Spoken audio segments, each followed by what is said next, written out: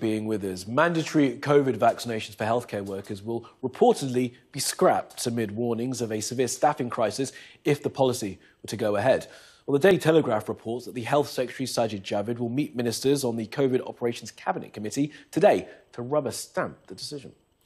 Well, the deadline for NHS staff to have their second dose is the 1st of April, or they risk losing their jobs. That means that in order to meet the deadline, they must get their first dose by this Thursday. That's the 3rd of February. Now, recent figures suggest that up to 80,000 NHS staff in England could be impacted, with women and ethnic minorities the hardest hit.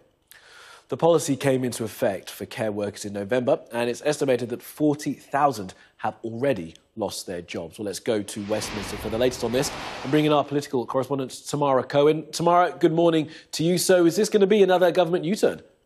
Morning, Kamali. Well, the Department of Health last night did not deny that they may be on the brink of scrapping this policy, which the Health Secretary announced controversially some months ago.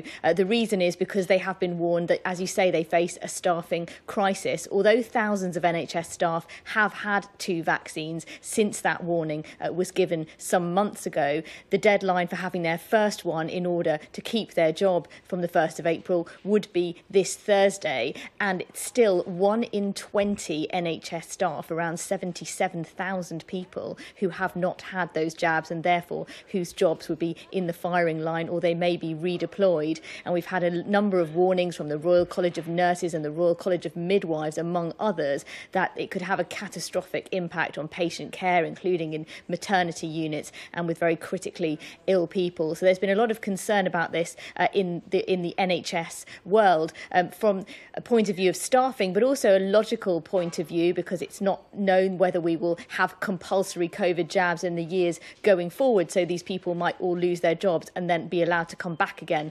afterwards. It's also understood that the COVID-O committee, which looks at the government's policy on COVID, which we expect may decide to scrap this idea this morning, will also announce that it will no longer be mandatory for care staff, which may open the door to those care staff who lost their jobs coming back, or there will certainly be questions about that. So we'll bring you more as soon as we hear categorically, but the Health Secretary, when speaking to MPs last week, suggested it was now under review.